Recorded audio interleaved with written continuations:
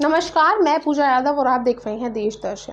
लोकसभा चुनाव अब बस कुछ ही दिन दूर है और ऐसे में दिल्ली की 700 सीटों पर अब सियासी मुकाबला की तस्वीरें साफ हो चुकी हैं। जहां बीजेपी ने एक सीट को छोड़कर सभी 6 सीट पर नए चेहरों को उतारा है, तो वहीं आपके 4 उम्मीदवारों के ऐलान के बाद अब कांग्रेस ने भी अपने पत्ते खोल दिए हैं।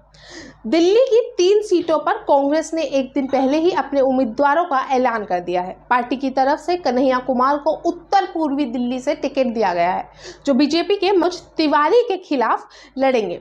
वहीं जेपी अग्रवाल चांदनी चौक से चुनाव लड़ेंगे, उनका मुकाबला भाजपा उम्मीदवार परवीन खंडेवाल से है। ऐसे ही उदित राज उत्तर पश्चिम दिल्ली से चुनाव लड़ेंगे, जिनका भाजपा के योगेंद्र चंदियाल से मुकाबला होगा। अगर पिछले दोनों लोकसभा 2019 और 14 की बात करें तो बीजेपी 7 सीटों पर कब्जा करे बैठी है और उसने 7 सीटों पर जीत हासिल करी है इन दोनों चुनावों में। लेकिन इस बार मुकाबला कड़ा हो सकता है, क्योंकि आप 4 और कांग्रेस 3 सीटों पर आपसी समझौते के साथ चुनाव लड़ रही है। लेकिन पिछले दोनों चुनावों में आखिर 7 सीटों का नतीजा क्या रहा था, अब जरा वो आपको बताते हैं। अगर सबसे पहले बात करें नई दिल्ली सीट की, तो साल 2019 के लोकसभा चुनाव में बीजेपी प्रत्याशी मीनाक्षी लेखी ने यहां 2 लाख वोटों के बड़े अंतर से प्रचंड जीत हासिल की थी। उन्होंने कांग्रेस के दिग्गज नेता अजय मकान को शिकस्त दी थी। वहीं तीसरे पायदान पर आपके ब्रिजेश गोयल थे। हालांकि इस बार बीजेपी ने अपना प्रत्याशी बदला है। मीनाक्षी लेखी का टिकट काटकर बांसुरी स्वराज को चेहरा बनाया है, जबकि उनके सामने आपके सोमनाथ भारती को आपने उतारा है। इसके बाद अगर नजर डालें चांदनी चौक सीट पर, तो चांदनी चौक से बीजेपी के डॉक्टर हर्षवर्धन ने जीत का परचम लहराया था। उन्होंने 2019 में कांग्रेस के जयप्रकाश अग्रवाल को 2,28,000 के वोटों के से हराया था। हर्षवर्धन के 5,19,050 वोट हासिल हुए थे, जबकि कांग्रेस उम्मीदवार को 2,90,000 वोट मिले थे।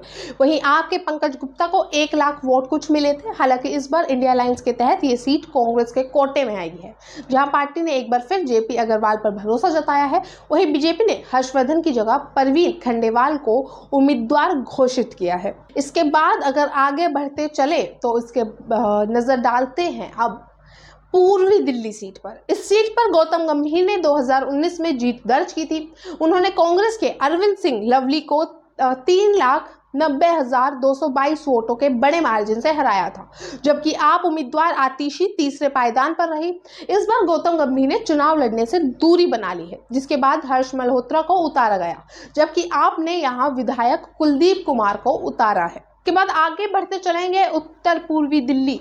इस बार इस सीट पर सबसे रोचक मुकाबला होने वाला है, क्योंकि कांग्रेस ने जहां जेएनयू के छात्र संघ के पूर्व अध्यक्ष कन्हैया कुमार को इस सीट से उतारा है, जिनका सीधा मुकाबला 2 बार से सांसद रहे मनोज तिवारी से है। 2019 में मनोज तिवारी ने कांग्रेस की दिग्गज नेता और पूर्व सीएम शीला दीक्षित को 3,60,000 वोटों से हराया था। मनोज को 8,80,000 वोट कुछ मिले थे, जबकि शीला दीक्षित को 4 लाख वोट ही मिल सके थे। उसके बाद बात करेंगे उत्तर पश्चिम दिल्ली की। बीजेपी के हंसराज हंस ने 2019 के चुनाव में यहां जीत पाई थी। उन्होंने आप उम्मीदवार गुगन सिंह को 5,50,800 वोटों से कुछ हराया था, जबकि तीसरे नंबर पर कांग्रेस के राजेश लिलेटिया थे।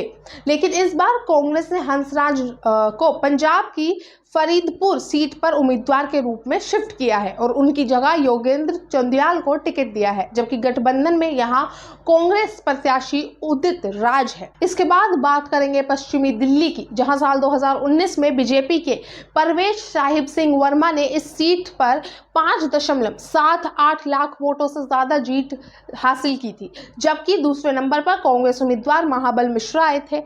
परवेश को 8,60,000 से ज्यादा वोट मिले थे, जबकि मिश्रा को सिर्फ 2 लाख वोट ही कुछ मिल सके।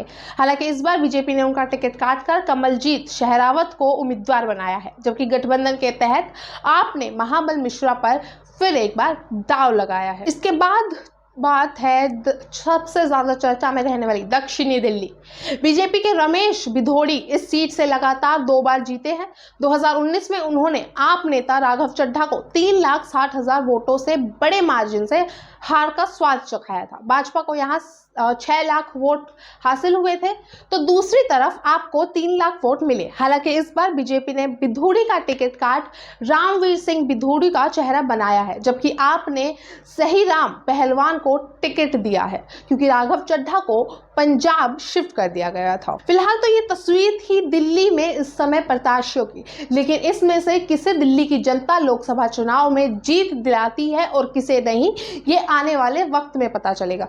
तब तक चाहे चुनाव हो, चाहे राजनीति, चाहे स्पोर्ट्स हो या फिर एंटरटेनमेंट, सब खबरें जानने के लिए आप देखते रहिए देश दर्शन। धन्यवाद।